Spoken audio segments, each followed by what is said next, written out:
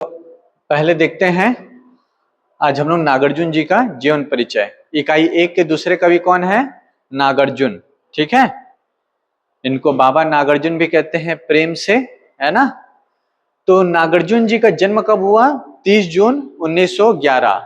Date याद ना रहे तो भी सन याद रखना 1911, क्योंकि नेट में जो प्रश्न आते हैं जन्म स्थान जन्म के अनुसार से जमाइए तो उसमें जन्म का वर्ष रहता है, इसको भूल सकते हो आप। तो नागार्जुन का जन्म कब हुआ? 1911। बाद के कवि है, नए कवि है, इसलिए हम लोग को जन्म तिथि एग्जैक्ट मिल जा रही है। ठीक है, कौन से गांव में जन्म हुआ? तरौनी ग्राम, जिला मधुबनी, बिहार। अब तरौनी ग्राम इसलिए इंपॉर्टेंट है क्योंकि नागार्जुन की कई कविताओं में तरौनी ग्राम का जिक्र आएगा। तरुनी करके याद आता है मुझे अपना तरुनी ग्राम, लीचियां और उसके आम, ऐसा। तो नागार्जुन अपने ग्रामीण चेतना के कवि है ना। तो इसलिए उनका गांव इंपॉर्टेंट हो जाता है, महत्वपूर्ण हो जाता है। तो जन्म स्थान तरौनी ग्राम, जिला मधुबनी, बिहार। नागार्जुन नाम से प्रसिद्ध है, पर मूल नाम क्या है? वैद्यनाथ मिश्र। ये प्रश्न कई बार पूछा जाता है कॉम्पिटिटिव एग्जाम में कि नागार्जुन का मूल नाम, वास्तविक नाम क्या है। आप लोगों की परीक्षा में भी पूछ सकते हैं 1 अंक का प्रश्न कि नागार्जुन का वास्तविक नाम क्या है। अच्छे से याद कर लेना, क्या वास्तविक नाम है? वैद्यनाथ मिश्र। अब इनके उपनाम क्या है? यात्री और नागार्जुन। जो नाम प्रसिद्ध है वो मूल नाम नहीं है, वह क्या है? उपनाम है। यात्री नाम से कविताएं लिखते हैं, नागार्जुन नाम से। जो नागार्जुन नाम है उनको बौद्ध धर्म से मिला है, बौद्ध धर्म में दीक्षित हुए। उसके बाद नागार्जुन बाद में कौन से धर्म में दीक्षित हुए? बौद्ध धर्म। ठीक है, और बौद्ध धर्म में दीक्षित होने के बाद इन्हें नागार्जुन नाम मिला। इनकी मृत्यु हुई है 5 नवंबर 1998, मतलब अभी 28 साल ही हो रहे हैं इनकी मृत्यु को। बहुत पुराने कवि नहीं है, हमारे वर्तमान में जीवित रहे, इसलिए इन कवियों को समकालीन कवि माना जाता है, जिन्होंने 1960-70 के दशक में या उसके बाद रचनाएं की है।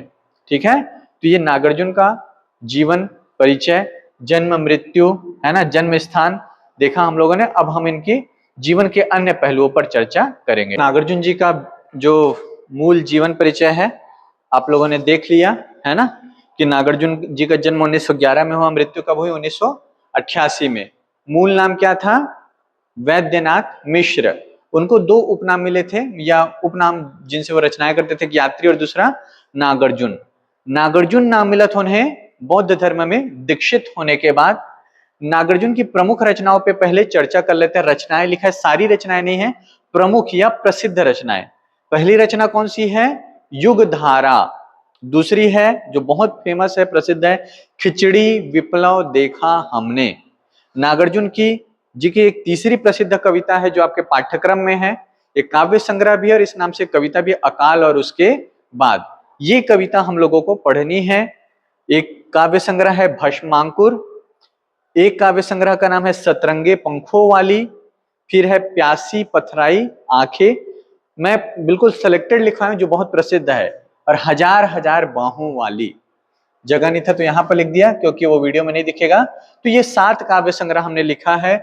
युगधारा, खिचड़ी विप्लव देखा हमने, अकाल और उसके बाद, भस्मांकुर, है ना, उसके बाद सतरंगे पंखों वाली, प्यासी पथराई आंखें और हजार हजार बाहों वाली। ये काव्य संग्रह है। लेकिन नागार्जुन केवल कवि ही नहीं बल्कि बहुत अच्छे उपन्यासकार भी है।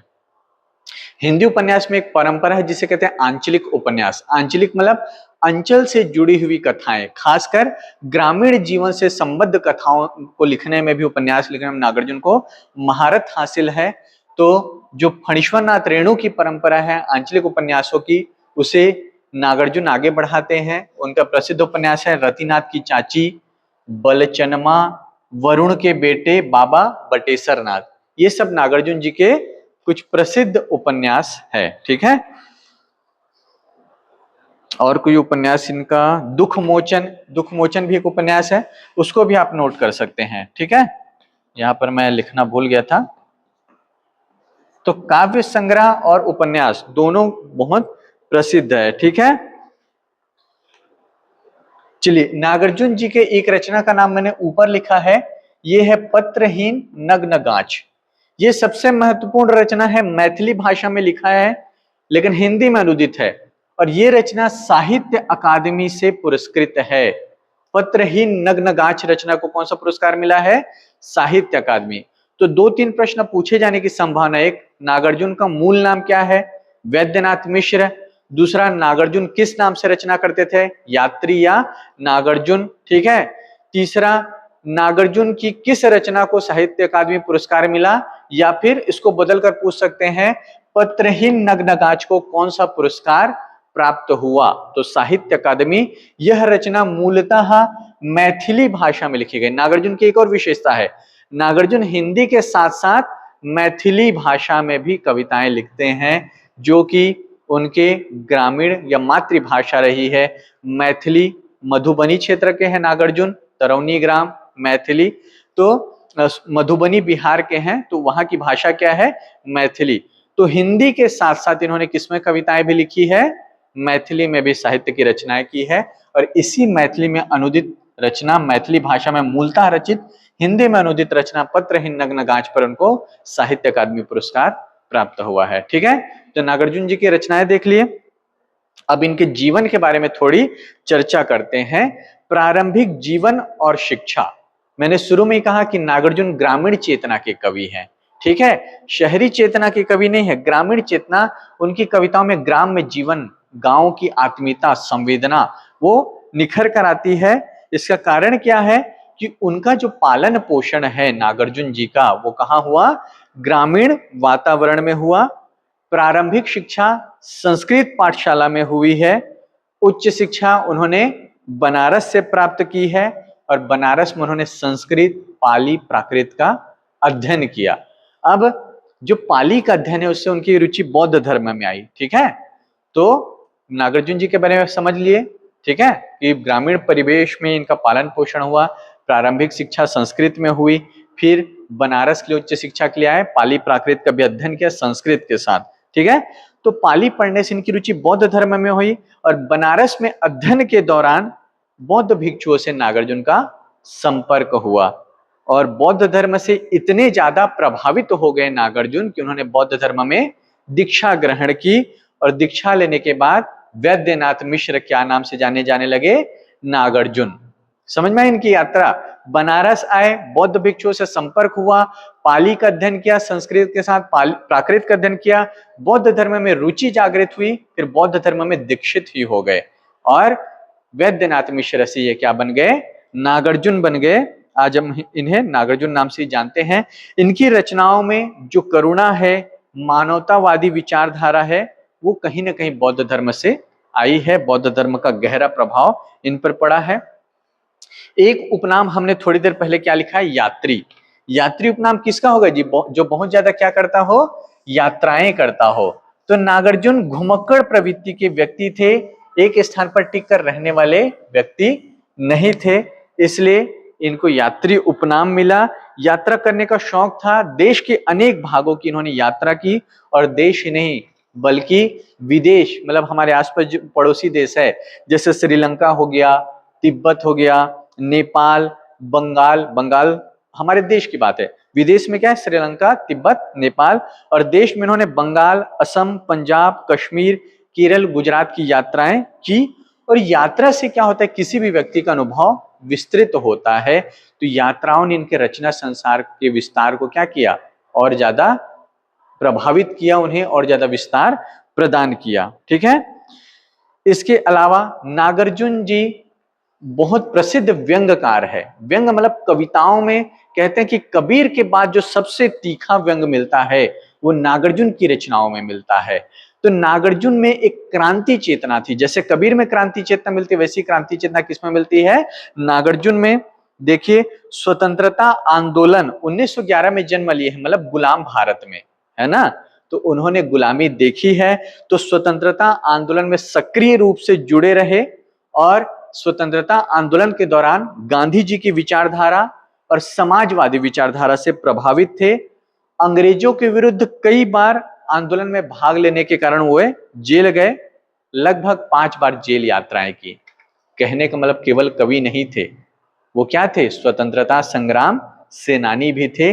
स्वतंत्रता आंदोलन में भाग लेते थे और अंग्रेजों के विरुद्ध आंदोलन में भाग लेने के कारण 5 बार वो जेल भी गए थे। ठीक है, साहित्यिक जीवन की बात करते हैं। रचनाएं तो हमने पढ़ ली, कौन कौन सी रचनाएं हैं। एक बात जो मैंने बताया, बहुमुखी प्रतिभा के धनी थे। हमने कविताएं भी लिखी और उनके उपन्यास भी लिखे, मतलब दोनों में सिद्धहस्त थे। कविताएं भी बहुत अच्छी लिखते हैं और उपन्यास भी बहुत अच्छे लिखते हैं। इसके अलावा मैंने एक बात बताई कि मैथिली भाषा में भी रचना करते हैं और हिंदी में भी रचना करते हैं। दोनों भाषा में उनका समान अधिकार है और दोनों साहित्य में उनका, मैथिली साहित्य भी पढ़ोगे तो उसमें भी नागार्जुन का महत्वपूर्ण स्थान है और हिंदी साहित्य में भी महत्वपूर्ण स्थान है। ठीक है, ये जो है नागार्जुन, ये जनता के कवि हैं। जैसे कुछ कवि होते हैं अभिजात्यवादी चेतना के कवि होते हैं, उनकी रचनाएं समाज के खास वर्ग से संबंधित होती है। कुछ कवि होते हैं जो मध्यवर्गीय जीवन को रचना का आधार बनाते हैं। लेकिन नागार्जुन जन कवि है। वो कहते हैं, उनकी घोषणा है कि साफ साफ कहूंगा, है ना, जन कवि हूं क्यों हकलाऊंगा, मैं जन कवि हूं क्यों हकलाऊंगा, मैं साफ साफ कहूंगा। मतलब मैं जनता का पक्षधर हूं, मेरी कविताओं के माध्यम से मैं जनता की वाणी को आवाज देता हूं या जनता को वाणी देता हूं। मतलब उनके लिए कविता केवल साहित्य कर्म नहीं था, बल्कि समाज के उपेक्षित वंचित वर्गों के लोगों की जो पीड़ा है उसकी अभिव्यक्ति का माध्यम था। कहीं शोषण हो रहा है, जैसे भी जो आंदोलन हुआ उसमें नागार्जुन जैसे कवि रहते, वो चुप नहीं बैठते, वो कविताएं लिखते, वो कविताएं पढ़ते, वो लोगों को प्रेरित करते। तो नागार्जुन किसके कवि थे? जनता के पक्षधर कवि थे। जब भी जनता के साथ अन्याय होता था, जब भी सत्ता पथभ्रष्ट होती थी, राजनीतिक भ्रष्टाचार होता था, नागार्जुन खुल के विरोध करते थे। बड़े से बड़े पद पर आसीन लोगों को उन्होंने अपनी कविताओं के माध्यम से चुनौती दी। इंदिरा गांधी देश की प्रधानमंत्री थी, उसको चुनौती देते हुए कहते हैं, जब इंदिरा गांधी बहुत निरंकुश हो गई थी तो कहते हैं, इंदु जी क्या हुआ आपको, सत्ता के नशे में भूल गई बाप को। सोचिए, देश के प्रधानमंत्री इंदिरा गांधी और उनको सीधा करे, इतने निर्भीक कवि थे कि इंदु जी क्या हुआ आपको, सत्ता के नशे में भूल गई बाप को। मतलब आपके पिता के आदर्श थे, उनको भूल गए, आप पर सत्ता का इतना अहंकार छा गया है। जवाहरलाल नेहरू देश के प्रधानमंत्री जब थे और उन्होंने इंग्लैंड की महारानी का स्वागत किया था, तो क्या कहते हैं, यही राय हुई है जवाहरलाल की, आओ रानी तुम हम ढोएंगे पालकी। जवाहरलाल की राय क्या हुई है कि जिसने हम पर इतना शासन किया, हम जिसकी वजह से गुलाम रहे, उनकी पालकी को ढोने के लिए आतुर है। तो ये नागार्जुन थे। ये प्रखर राजनीतिक चेतना के भी कवि है, ग्रामीण चेतना है, राजनीतिक चेतना। मतलब नागार्जुन की कविता में राजनीति का उल्लेख है। देश की राजनीति में जो भी गतिविधि हो रही है, नागार्जुन उनका खुलकर समर्थन या विरोध करते हैं। तो एक सशक्त विपक्ष की भूमिका भी इनकी कविता में दिखती है। समझ में आ रहा है? तो ये नागार्जुन जी का साहित्यिक परिचय है। हिंदी साहित्य जन कविता को जन जीवन से जोड़ा, है ना। व्यक्तित्व एवं कृतित्व बताया हूं कि नागार्जुन जी जन कवि है, किसान, मजदूर, दलित, शोषित वर्ग के कवि है। इनकी कविता में विद्रोह, आक्रोश, करुणा, जन चेतना का प्रखर स्वर मिलता है। सब मिलता है नागार्जुन की कविता में। कबीर की भी यही विशेषता है, विद्रोह, आक्रोश। कबीर में भी आक्रोश है, जिसमें आक्रोश नहीं है वो विद्रोह नहीं कर पाएगा, है ना। इसके अलावा करुणा, अकाल और उसके बाद कविता पढ़ेंगे तो देखेंगे कि नागार्जुन की करुणा कितनी व्यापक है।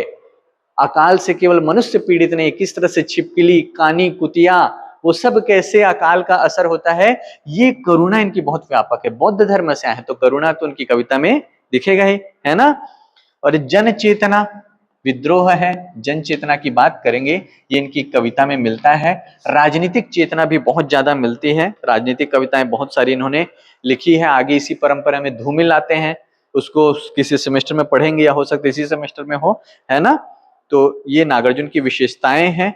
और इनकी भाषा शैली बहुत सरल सहज शब्दों में, जो जन कवि होगा जनता की बात करेगा, बहुत क्लिष्ट शब्दों का प्रयोग नहीं करेगा, क्योंकि जनता नहीं जुड़ पाएगी। जो जनता की आवाज उठाएगा वो जनता की भाषा में, तो इनकी भाषा सहज सरल है ना, व्यवहारिक है, जन भाषा है। देशज शब्दों का भी, देशी शब्दों का प्रयोग करते हैं। तरौनी ग्राम को तरौनी कहते हैं। ऐसे जो कविताएं हैं उनकी, है ना, उसमें बहुत ज्यादा देशज शब्दों का प्रयोग वो करते हैं। रचनाओं की हम बात कर लिए हैं और ठीक है, तो ये नागार्जुन का जीवन परिचय पूर्ण होता है। मेरी दृष्टि से एक संक्षिप्त जीवन परिचय कि नागार्जुन जी के बारे में पढ़ने से पहले हमें क्या जानना था। अगली क्लास में हम लोग इनकी कविताओं पे चर्चा करेंगे, पहली कविता कौन सी? अकाल और उसके बाद। बहुत छोटी सी कविता, केवल 8 लाइन की कविता। 4 लाइन में अकाल की स्थिति का वर्णन है और 4 पंक्तियों में अकाल समाप्त होने के बाद की स्थिति का वर्णन है। अकाल के दौरान क्या दशा रही मनुष्य की और मानवेतर प्राणी की, पशु पक्षियों की, जीव जंतुओं की, और अकाल आने के बाद क्या स्थिति में परिवर्तन आता है, इसका वर्णन है। तो उसको हम आने वाली कक्षाओं में पढ़ेंगे। ठीक है, तो नागार्जुन जी का जीवन परिचय समझ गए। ठीक है, मैंने जितना बताया उसके अलावा आपको जो कुछ मिलता है नागार्जुन जी के बारे में नोट करके लिख कर लाएंगे। ठीक है, ठीक है, फिर आज की क्लास को यहीं समाप्त करते हैं ना।